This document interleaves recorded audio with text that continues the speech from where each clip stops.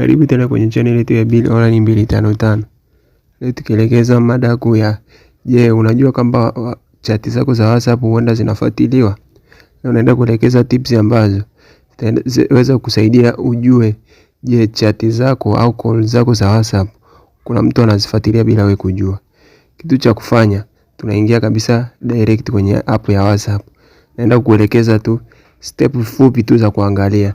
Ukiangalia hizo step chache hizo, hivyo vitu viwili ukiviangalia, ukigundua kwamba kuna mtu amelinki WhatsApp yako amejitumia, taelekeza pia namna ya kuitoa. Kwa hiyo tuingie WhatsApp hapo. Baada ya kuingia kwenye WhatsApp yetu, naenda kuelekeza kitu cha kwanza, ili ugundue kwamba mtu amechunguza WhatsApp yako. Unakuja kwenye hii sehemu ya call.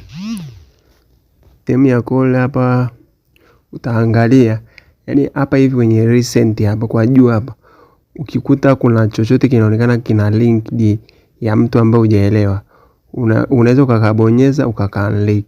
Ila kwa mimi hapa hichi kitu hakipo.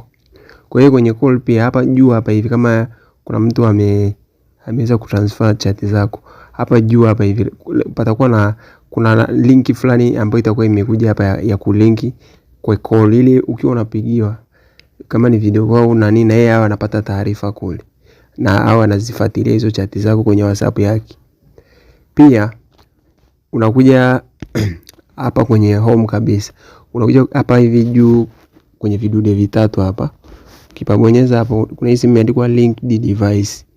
Hapa hivi ndio sehemu husika ya kufanya linki ya chat. Kwa hiyo mhusika mfano akitaka kutransfer chat zako, anakuja anabonyeza hapa link device.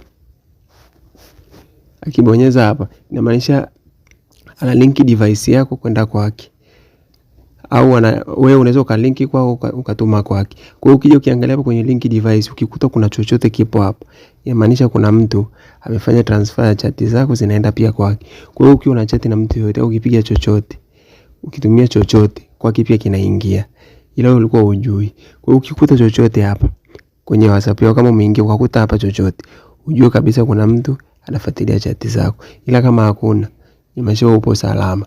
Kwa hiyo option ni mbili, kuangalia pale kwenye call na kuangalia hapa. Ila kama hakuna kingine chochote, wewe WhatsApp yako iko salama. Kwa hiyo focus sana sana kuangalia hii link device. Ukikuta kuna chochote hapa, ujue ulikuwa unachunguzwa. Ukiona hapa ipo hapa, unaweza ukaibonyeza hapo ukaifuta. Kwa hiyo unakuwa unabaki salama.